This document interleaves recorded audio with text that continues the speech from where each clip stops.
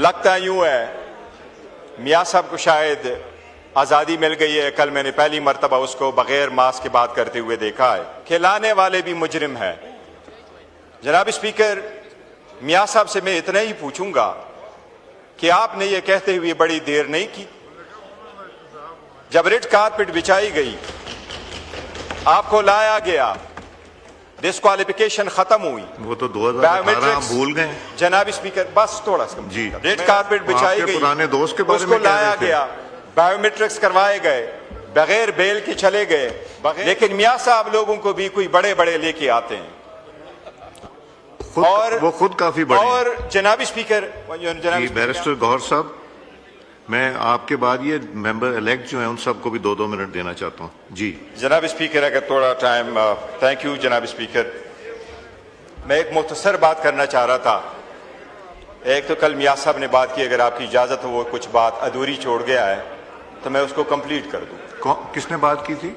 मियाँ नवाज शरीफ साहब ने। मैं उसको थोड़ी कंप्लीट कर दूं। He is not present in the house. Usually हमारी practice ये होती है somebody who is not present in the house we do not. एक पॉलिटिकली पॉइंट है, पॉलिटिकल पॉइंट ऑफ ऑर्डर पे मैं बोलना चाह रहा हूँ और मैं बेसिकली इस इलेक्शन के बारे में कहना चाह रहा हूँ। पहली बात तो ये जनाब स्पीकर, कल मैंने, लगता यूं है मियाँ साहब को शायद आज़ादी मिल गई है। कल मैंने पहली मरतबा उसको बगैर मास्क के बात करते हुए देखा है और उन्होंने ये कहा है खिलाने वाले भी मुजरिम है। जनाब स्पीकर, मियाँ साहब से मैं इतना ही पूछूंगा कि आपने ये कहते हुए बड़ी देर नहीं की।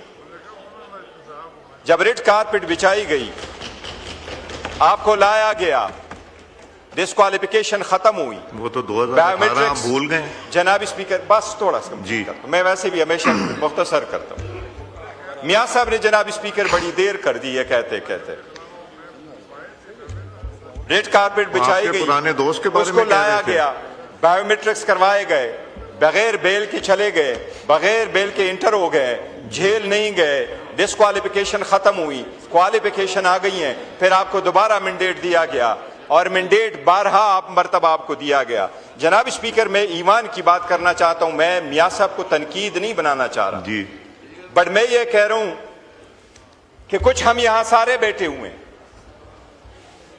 कुछ लोग यहां बैठे हुए मियाँ साहब के बलबोते आए होंगे, लेकिन मियाँ साहब लोगों को भी कोई बड़े बड़े लेके आते हैं और वो खुद काफी बड़े। और जनाब स्पीकर, मैं आपसे एक रिक्वेस्ट है, मैं हमेशा थोड़ी बात करता हूं, लेट मी फिनिश। जी जी, दे रहा हूं आपको। मैं ये कह रहा हूं जनाब स्पीकर, ईमान में कहता रहा हूं, ये कमजोर होता रहा है। शायद हम भी किसी के बलबोते पे होके आते हैं। ये जमहूरियत वो नहीं है जो लोग दुनिया की जमहूरियत के लिए कह रहे हैं। जमहूरियत वो वहां होती है कि आज आपने देखा अमेरिका में तारीख की सबसे ज्यादा हुकूमत का शटर डाउन फकत एक वोट से हुआ है। वो एक वोट इतना पावरफुल होता है जनाब स्पीकर, एक वोट। यही रीजन है कि हमारी वक्त खत्म होती जा रही है, हमारे गिरेबानों में हाथ डाला जाता है, हमारे बच्चों औरतों को उठाया जा रहा है। जाकर साहब खड़े होने से तो माइक नहीं दूंगा, तशरीफ रखें, जब बारी आएगी दूंगा आपको। जनाब स्पीकर, तशरीफ रखें। जी, मैं ये कह रहा हूं इस ईवान के बारे में। इस ईवान में आपने 342 बंदे रखे थे।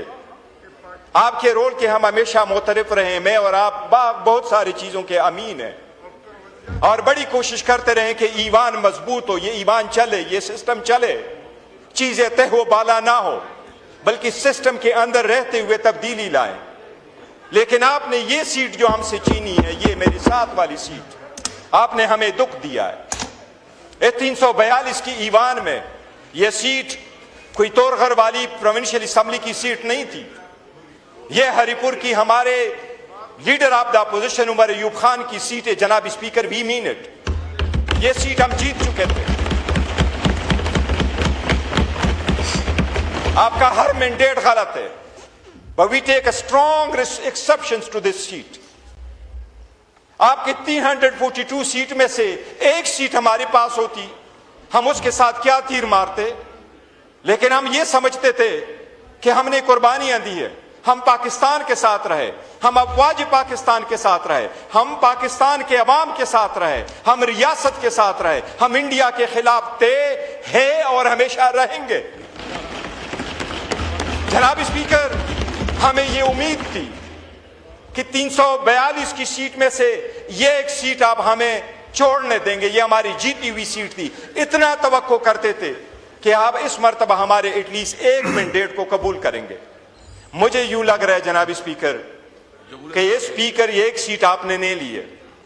ये सारी असम्बली में बैठने वाले जितने लोग हैं जो हमारे पास हम रिप्रेजेंट कर रहे हैं, 3 करोड़ वोट हम रिप्रेजेंट कर रहे हैं, जबकि 3 करोड़ पाकिस्तान की पूरे पार्टियां 176 पार्टियां रिप्रेजेंट कर, इतना हमारे पास मैंडेट है। जी ठीक है जनाब स्पीकर, हुमर अयूब के सीट के लेने के बाद हम सोचेंगे।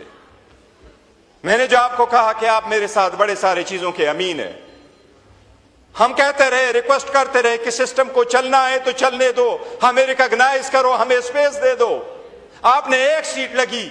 मुझे लगता है ये लोग जो आपके साथ बैठे हैं, आपको हमारे लीडर का पता है, मुझे यूं लग रहा है कि हमारा सबका आपके साथ इस ईवान में बैठने के दिन तोड़े ही रह गए, मुझे यूं लग रहा है। जी शुक्रिया जी। जनाब स्पीकर जी इसी तरह जमहूरियत के लिबास को ना लपेट ले। जमहूरियत तब होती है, ईवान तब कहलाई जाती है जब हुकूमत और अपोजिशन दोनों मौजूद हो। जनाब स्पीकर, जमहूरियत में एक वोट का बड़ा असर होता है। आपने हमसे एक सीट नहीं ली है, आपने हम सब की सीटें ली हैं। इसका we take a strong exception to this one seat. जनाब स्पीकर, मैं सिर्फ मियां साहब को वो जो याद कराना चाह रहा था कि लाने वाले की बात नहीं है, जमहूरियत की बात है। और मैं उसको इयादा सिर्फ मैंने इसलिए किया कि कब तक हम माजी के गीत गाते रहेंगे, हमारे साथ ये हुआ, हमारे साथ ये हुआ, मैंने यूं किया, मैंने वो किया। जनाब स्पीकर, इस मुल्क में अगर जमहूरियत चलनी है और जमहूरियत के अंदाज चलने हैं तो अदली आज़ाद हो, पावर डिवाइड हो, चेक इन बैलेंसेस हो। इसके लिए हमने स्ट्रगल की है। जनाब स्पीकर, ये स्ट्रगल का स्पेस न दे करके मैं समझता हूं जिसने भी ये फैसला किया है जमहूरियत की तारीखी नुकसान किया है। जनाब स्पीकर, ये वक्त बताएगा कि कौन राइट पर है, ये वक्त बताएगा। जनाब स्पीकर, एक तो मैं